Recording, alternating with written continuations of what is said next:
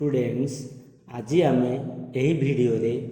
Documents required apply for UG under graduate ई admission course पाई कौन कौन डॉक्यूमेंट्स रिक्वायर्ड 2026-27 सेशन पाई आम आलोचना करवा एवं 2026-27 डेडलाइंस विषय आम आलोचना करवा। बर्तमान आम आ डेरी करवानी आमर बर्तमान फास्ट फेज आम कौन डिस्कसन करवा documents required apply for UG ई एडमिशन यूजी बा +3 ई एडमिशन पाई जो डॉक्यूमेंट्स गुड़िक रिक्वायर्ड अच्छी से डॉक्यूमेंट्स विषय आम बर्तमान आलोचना करवा। कौन कौन डॉक्यूमेंट्स दरकार 10th क्लास मार्कशीट सर्टिफिकेट दरकार, CHSE council of higher secondary education marksheet दरकार। जदि आपन पाखे मार्कशीट नहीं आपण माने कौन करेंगे इंटरनेट टू डाउनलोड करी रोल नंबर द्वारा आपण माने कौन करेंगे से मार्कशीट माध्यम ऑनलाइन फॉर्म अप्लाई करी पारिबे। आउ कौन दरकार पासपोर्ट साइज फोटोग्राफ दरकार, आइडेंटिटी प्रूफ आपनकर आधार कार्ड दरकार, bank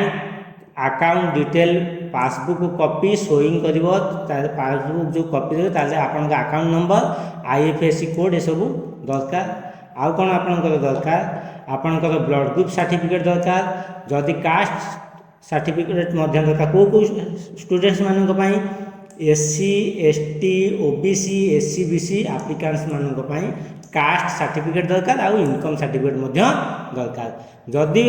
पिलाटी PWD person with disable बा फिजिकल हैंडिकैप स्टूडेंट्स मानक पई मध्य फिजिकली हैंडिकैप सर्टिफिकेट आवश्यक।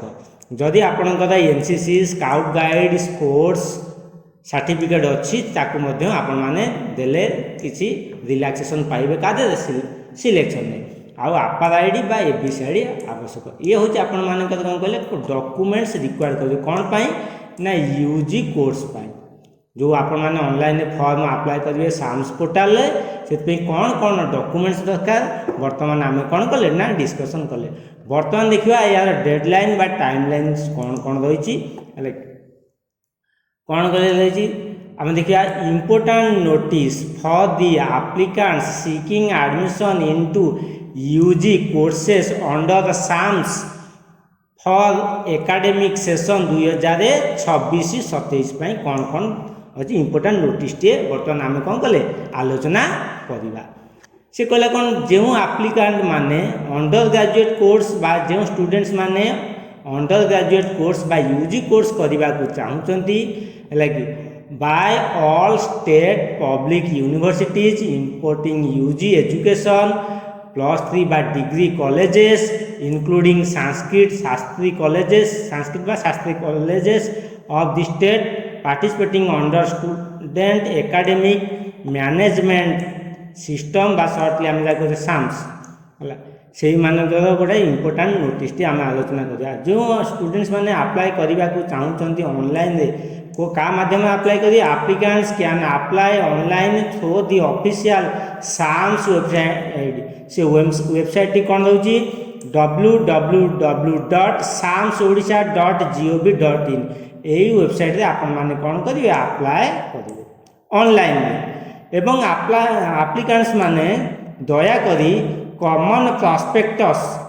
साम्स वेबसाइट रे अवेलेबल अच्छी साम्स पोर्टल आपण माने कॉमन एप्लिकेशन फॉर्म को फिलअप करने पूर्व कॉमन प्रॉस्पेक्टस को डाउनलोड करी साम्स पोर्टल क्लियर कट भाव में क्लीयरली पढ़ी बुझी आपण माने कौन करेंगे कॉमन एप्लिकेशन फॉर्म टी को फिलअप करेंगे बुझे लगे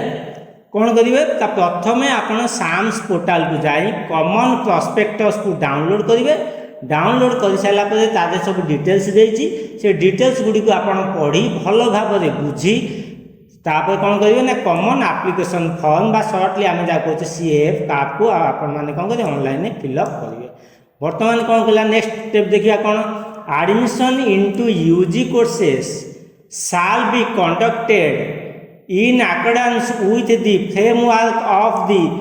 नेशनल एजुकेशन पॉलिसी NEP 2020 अंडर यापर आम कौन करवा नेक्स्ट देखा कॉमन एप्लिकेशन फॉर्म को फिलअप करने पूर्व आप कौन करेंगे ना कॉमन प्रॉस्पेक्टस को पढ़िए मन रखते यहाँ भल कि accordingly during filling of the common application form applicants can choose their course type based on availability of their institutions preferred institutions single major with 2 minors double major 3 minors ता माने आपण माने जेते बेले कॉमन एप्लिकेशन फॉर्म को apply करिवे ना बा फिलअप करिवे ना सेही समय जो इंस्टीट्यूशन को आपण प्रिफर करूचंती केयरफुली देखिए से इंस्टीट्यूशन में कौन कौन फैसिलिटी तीन टा फैसिलिटी कौन अवेलेबल अच्छी तीन टा भर जेको गोटे थब कौन सिंगल मेजर अच्छी single major with 2 minor facility अच्छी ना डबल मेजर फैसिलिटी अच्छी ना 3 माइनर फैसिलिटी अच्छी को फैसिलिटीटा अच्छी आपण जो फैसिलिटी पढ़ा चाहूबे से फैसिलिटी से फैसिलिटी थिबा इंस्टीट्यूशन को प्रिफर करके आपण कौन करेंगे अप्लाई करेंगे कौन कौ समय दरकार कॉमन एप्लिकेशन फॉर्म को फिलअप करने समय the selection will be done only for major subject based on the applicants preferred choice जो सिलेक्शन टा हम मेजर सब्जेक्ट मेजर 1 सब्जेक्ट अनुसार कौन हम सिलेक्शन अच्छा आम ये गोटे मेजर कौन स्टूडेंट्स आपण मैंने जानते आगु ये था आपण मानकर कौन ना ऑनर्स से जो ऑनर्स था यहाँ बर्तमान कौन है मेजर हो जाए आप बुझीपारे मेजर सब्जेक्ट कौन यापर आम दिवा आउ गोटे स्टेप आग the seat allotment shall be made as per the opted major subject in the case of single major with 2 minors major 1 in the case of double major and general in 3 minors से कौन कहला major subject अनुसार आपण मानकर seat T allot हम allocation of remaining subjects minors shall be carried out of subsequently at the higher education institution level based on the students performance and counseling process या अपन भल भाव बुझीगले नेक्स्ट कौन कहला next point कहला certain subjects under UG undergraduate courses such as BBA, BCA, integrated MBA, integrated MCA and 5-year integrated BA LLB do not follow the same structure आज the NEP course master है कि से कौन कहला certain course जो under UG courses रही है BBA, BCA, integrated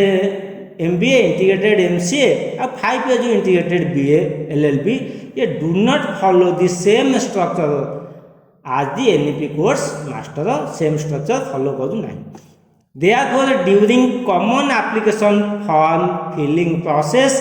these courses will be displayed to the applicants in a separate tab of non NEP subject से जिते बड़े आपण माने कॉमन एप्लिकेशन फॉर्म फिलअप कर जो कोर्स गुड़िक रहा ये गुड़िक सेपरेट टैब रे नॉन NEP सब्जेक्ट अंडर रे डिस्प्ले कर यार परवर्ती पॉइंट कौन कहला allocation of major subjects multidisciplinary courses बा शॉर्ट कहते MDC स्किल एनहेंसमेंट कोर्सेस बा SEC and value added courses बा VSC other than the major subject shall be carried out by respective admitted higher education institutions through a counselling process of merit basic and subject to availability of seats ये कौन कहला जो अलग subject गुड़िक रहा आप minor subject रहा MDC रहा SEC रहा VSC रहा ये सब कौन हम ना आपण मैंने जो हायर एजुकेशन इंस्टीट्यूशन बा डिग्री कॉलेज मानक एडमिशन करेंगे जो डिग्री कॉलेज से काउंसलिंग करेंगे से डिग्री कॉलेज काउंसलिंग है कि आपण मानक सब्जेक्ट से आलोकेट कर बुझीगला यार परवर्ती पॉइंट देखा for the current academic session ये एकेडमिक सेशन कौन 2026-27 academic session phase 1 admission will be conducted initially comprising three round selection namely 2 regular selection round and 1 waiting of spot selection round यही current academic session जो phase 1 में 3टा रही आपण मानकर कौन round रही 2टा रेगुलर रही राउंड आउ गोटे रही कौन वेटिंग राउंड बा spot selection round reservation and weightage provision shall be applicable during the first round of selection प्रथम राउंड ऑफ सिलेक्शन आपण मानकर रिजर्वेशन बा वेटिंग प्रोसेसटा रही in the second round the de-reserved of seats will be carried out of in case of absence of the eligible applicants of a specific category second round कौन हम से जो seat गुड़ाक D reserve हो जेहेतु से माने से जो स्पेशल से जो कैटेगरी स्पेसिफिक कैटेगरी एप्लिकेंट मैंने एब्सेंट रहते the third round shall be treated आज द फाइनल वेटिंग और spot selection round under phase 1 admission phase 1 admission रे थर्ड राउंड टा रहउची कोन फाइनल वेटिंग बा spot selection round after completion of phase 1 दा complete सरिला परे the higher education department में conduct phase 2 admission exclusively for left out of fresh application phase 1 टा admission सरला परे तापरे कौन है हायर एजुकेशन डिपार्टमेंट तार फेज 2 एडमिशन करिवो जो स्टूडेंट्स माने लेफ्ट आउट होइथिबे एडमिशन नै पारि नथिबे कोनोसी कारणवशतः बा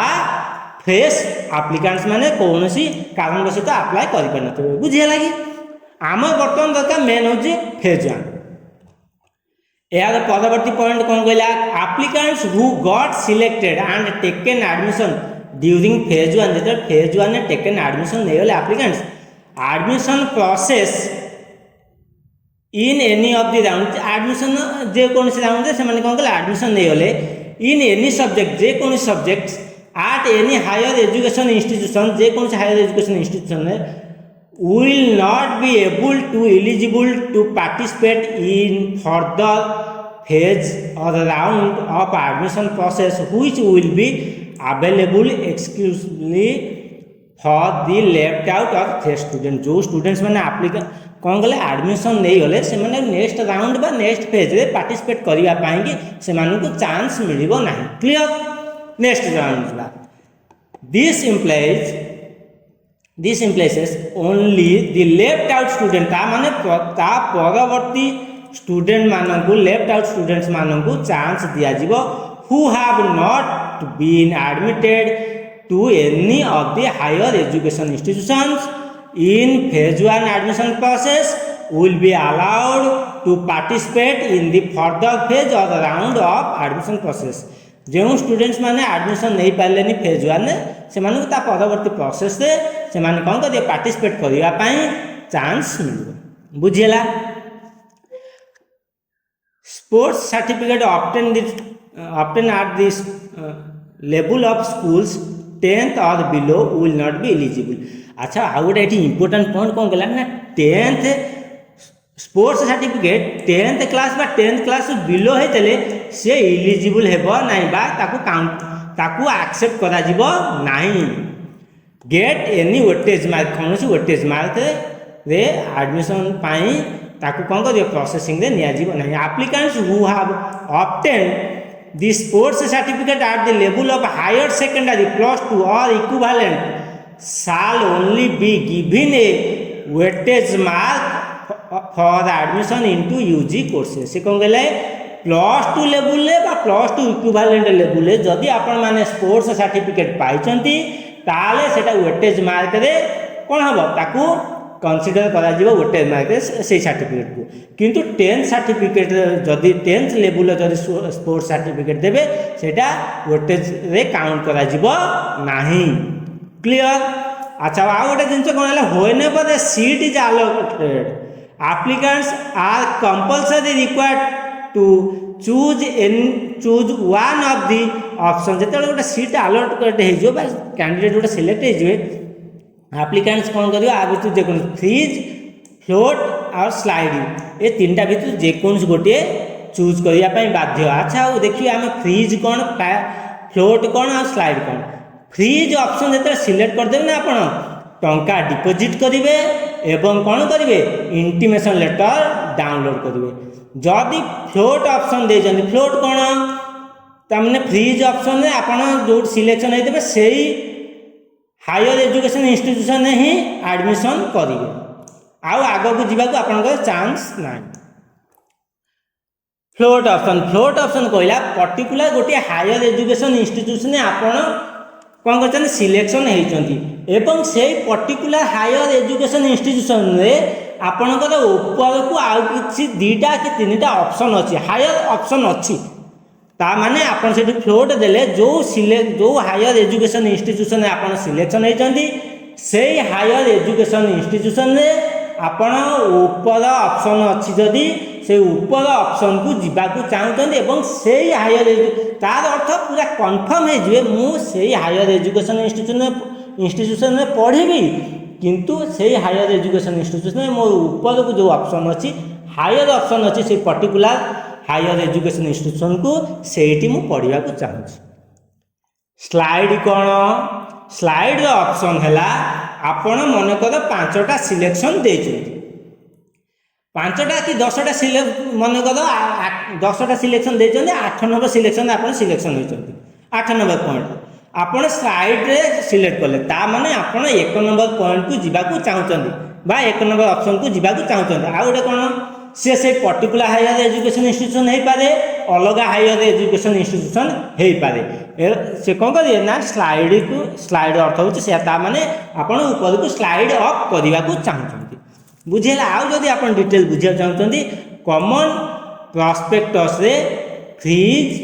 स्लाइड आउ फ्लोट विषय लिखाई आप पढ़िक डिटेल कौन करिए बुझी पारे क्लियर। अच्छा नेक्स्ट जीवा नेक्स्ट कौन कहला whenever applicants who are selected against their first option but do not wish to take admission in the slide in the said choice shall be allowed to alter or edit their choices once through OTP validation by clicking on alter button available beside the freeze button से कौन कहले option T कहला या जदि applicants माने fast option टाको choose करछन्ती किंतु take admission नबा को चाहू नांती ताले से अल्टर बा एडिट बटन ने क्लिक करिवे थरटिए पई वंस थरटिए पई ओटीपी बेस ताको एडिटिंग करि पारिए तांकर से जो कोन ना से जो ऑप्शन टी बुझिएला तापर कौन कहला सच applicants shall be treated as fresh applicants in the second round of first phase selection A application कौन हम बा एप्लिकेंट को ताको ट्रीटेड करा जिवो फ्रेश भली सेकेंड राउंड एडमिशन पाई बुझेला and they are altered or edited choice shall be taken into consideration for selection से जो अल्टर एडिट ऑप्शन टाको कौन करिए कंसीडरेशन में सिलेक्शन करिया पाई नेबे। Applicant who opted the alter or edit their choices shall not be entitled to claim the seat allotted to them in the first selection in case they are not selected in the second round of first phase selection on the basis of their new और edited choice जदि applicant माने तांकर जो चॉइसटा change कले second selection जदि न हो पारे है कि सी कौन हम ना से फास्ट सिलेक्शन ताको एडिटिंग करते सेकेंड सिलेक्शन जो चॉइसटा चेंज करते अल्टर बा एडिट रे क्लिक करिकी ओटीपी बेस से चेंज कर दे सेकेंड राउंड जदि सिलेक्शन न हेले न्यू अल्टर चॉइस अनुसार से कौन करी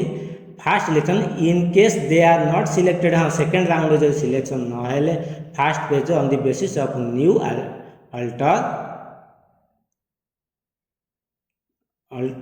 अल्टर्ड एडिटेड चॉइस। देखिए आम यार परवर्ती स्टूडेंट्स आपण मैंने जिते फॉर्म पकाउछन एटी मुझे कहीदे चाहे जिते आपण मैंने फॉर्म पकाउछन मन कर आप गोटे सी कौन जो ऑप्शन देवा कौच केतेटा ऑप्शन देवे आपण गोटे कॉलेज मन कर ABCD है डिग्री कॉलेज अप्लाई करने को चाहते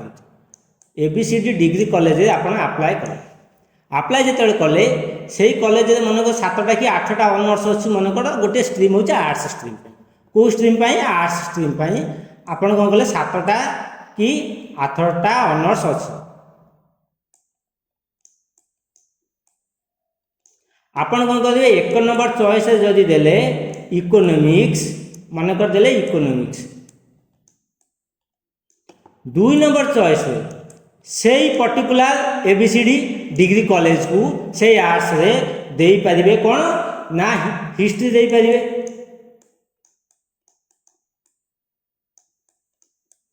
3 नंबर आपण माने कौन करेंगे 3 नंबर चॉइस से पर्टिकुलर ABCD दे है 3 नंबर चॉइस रे आपण सोशियोलॉजी दे पारिबे।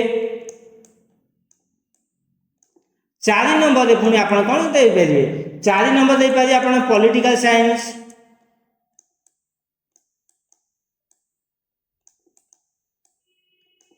ता माने से जो कहूँ आपण मैंने भावुचे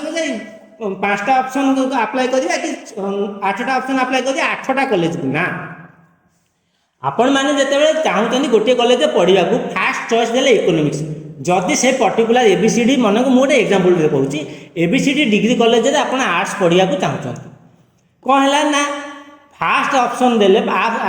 इकोनॉमिक्स जदि फास्ट ऑप्शन इकोनॉमिक्स सिलेक्शन न से ABCD कॉलेज रे आपण कौन करिए सेकंड ऑप्शन हिस्ट्री रे सिलेक्शन हो पारिबो जदि सेकंड ऑप्शन हिस्ट्री रे न से ABCD कॉलेज डिग्री कॉलेज रे सोशियोलॉजी पॉलिटिकल साइंस यही टाइप जो आप जितेटा चाहिए ऑनर्स सेटा जो थिबा दरकार सेतिटी मेजर आप 1 2 3 4 ऑप्शन दे सिलेक्शन दे पारिबे किंतु आपण माने कौन कहते भावुं जे मु गोटे कॉलेज ए कॉलेज पढ़ी आउ गोटे कॉलेज पुणी देवी आउ गोटे कॉलेज 5टा ऑप्शन कि 10टा ऑप्शन मत दबार अच्छी मु 10टा कॉलेज देवी ना ऑप्शन अर्थ है या आपण से पर्टिकुलर कॉलेज रे जदि 1 नंबर सिलेक्शन 1 नंबर ऑनर्स बा मेजर पाइले 2 नंबर मेजर बा ऑनर्स से पढ़ी पारे 3 नंबर मेजर बा ऑनर्स से जहाँ दे ताते पढ़ी पारे से आपण मैंने कॉमन प्रॉस्पेक्टस पढ़ी कॉमन एप्लिकेशन फॉर्म को फिलअप करेंगे यही पॉइंट को मन रखिए ताने गोटाए कॉलेज रे 8टा ऑनर्स अच्छी आपण दरकार पड़े 8टा जाक ऑनर्स को 8 थर अप्लाई करेंगे 8टा ऑप्शन दे पारे आपण भाविबे जे मु 8टा कॉलेज को अप्लाई करी अलग अलग कॉलेज को ना सी नुहे आपण मैंने से पर्टिकुलर कॉलेज रे 8टा कि 10टा कि 5टा जी ऑनर्स था आपण मन कर से कॉलेज 10टी ऑनर्स अच्छी 10टी मेजर अच्छी से पर्टिकुलर स्ट्रीम रे आपण कौन करेंगे ना ता देहर 6टी ऑनर्स देवाक चाहते 1 number 2 number 3 number 4 number 5 number 6 number ये टाइप दे सारापर अलग अलग डिग्री कॉलेज को पुणी अप्लाई करें मन रखते यहाँ हूँ इम्पोर्टाट आपण मैंने भावुथे ये कॉलेज ना पुणी आउ गोटे कॉलेज को पढ़े से कॉलेज कि 1 नंबर ऑप्शन पढ़ार था 1 नंबर ऑप्शन ना यहीटा होता इकोनॉमिक्सटा होता इकोनॉमिक्स जब ना हिस्ट्रीटा होता आपड़ से कॉमन एप्लिकेशन फॉर्म अप्लाई करदे कौन प्रॉब्लम सॉल्व पूरा बुझीला ऑप्शन कौन केमी आपण मैंने ऑप्शन अप्लाई करेंगे। धन्यवाद आम एथर आगे जा कौन देखिए बर्तमान डेडलाइन टाइम लाइन्स विषय आम टे आलोचना करिया एक्टिविटीज गोटे रहा आउ गोटे टाइम लाइन्स रहा कौन availability of common application form shortly आम कहे CF on the website www.samsodisha.gov.in 27 मई 2026 4टा PM एवं तार लास्ट डेट बा क्लोजिंग डेट हम कौन कॉमन एप्लिकेशन फॉर्म अप्लाई कर लास्ट डेट को वेबसाइट से वेबसाइट www.samsodisha.gov.in 10 जून 2026 11:45 PM बुझीला। बर्तमान नेक्स्ट पॉइंट को जीवा से राउंड 1 सिलेक्शन और admission allotment publication of provisional allotment seat for first round selection 17 जून 2026 2टा PM selection of slide freeze float option and online payment of admission fee by this selected students through SAMS students account portal 17 जून 2026 3टा PM रु 20 जून 2026 4टा PM पर्यंत। हाँ ये गोटे इंपोर्टाट जिनस रहा कौन ना इंपोर्टाट जिनस रहा आपण मैंने जो एडमिशन करेंगे ना जो हायर एजुकेशन इंस्टीट्यूशन रे से एडमिशन फीटा आपण ऑनलाइन मोड रे देबे स्टूडेंट्स लॉगिन रे कोडी ना साम्स पोर्टल तापर reporting of applicants at allotted institutions for taking admission for first round selection reporting करिए केबे 18 जून 2026 10टा AM रु 20 जून 2026 5टा PM पर्यंत रिपोर्टिंग करिए तापर data updation of admitted students in the e-space by the respective institutions for first round Etah college रो काम बा डिग्री इंस्टीट्यूशन रो काम हायर एजुकेशन इंस्टीट्यूशन काम 18 जून 2026 10टा AM 20 जून 2026 9टा PM पर्यंत। बर्तमान देखिए round second selection admission allotment कौन कहला publication of provisional allotment seats for second round final round selection 29 जून 2026 2टा PM रे यहाँ पर ऑनलाइन पेमेंट करेंगे आप admission fee by selected students through SAMS students accounts portal 29 जून 2026 3टा PM रु 4 जुलाई 2026 4टा PM पर्यंत। यहाँ पर जी आम आगे reporting of applicants at allotted institutions for taking admission for second और फाइनल राउंड रे रिपोर्टिंग करिए स्टूडेंट्स के 30 जून 2026 10टा AM रु 4 जुलाई 2026 5टा PM मध्य डाटा अपडेशन हम ये स्टूडेंट्स एडमिटेड करेंगे से हायर एजुकेशन इंस्टीट्यूशन काम 30 जून 2026 10टा AM रु 4 जुलाई 2026 9टा PM पर्यंत एटा स्टूडेंट्स काम ना ये कौन ना हायर एजुकेशन इंस्टीट्यूशन काम तापर आसवा round 3 waiting spot selection round कौन कहला reporting of applicants through students login online mode for their remaining upper choice option students must choose the higher education institution कौन कहला ना reporting applicants so students login online mode for their remaining upper choice option students must choose their higher education institutions subjects name from the checkbox provided where she or he want to participate waiting list round तामने students login ने check login कर जो higher education institution पढ़ा चाहते अपर option थी higher option थी से जगह checkbox से क्लिक करिए कौटी को हायर एजुकेशन इंस्टीट्यूशन पढ़े तार कौन कौन सब्जेक्ट डेडलाइन हूँ 8 जुलाई 2026 11टा AM रु 10 जुलाई 2026 11:45 PM पर्यंत तापर publication of merit wise waiting list among the reported waitlisted applicants at higher education institutions e-space as well as in the students login 14 जुलाई 2026 2टा PM यहाँ पर कौन हम publication of selected and waitlisted applicants list by the higher education institutions at their notice board website and will also communicate to the applicants via phone call or SMS जो मैंने selection हेले जो particular higher education institution से कौन करेंगे notice board रे से list मारे और स्टूडेंट्स को कांटेक्ट करेंगे से डेट हूँ 15 जुलाई 2026 2टा PM यहाँ पर कौन हम reporting of selected applicants of waitlisted round to take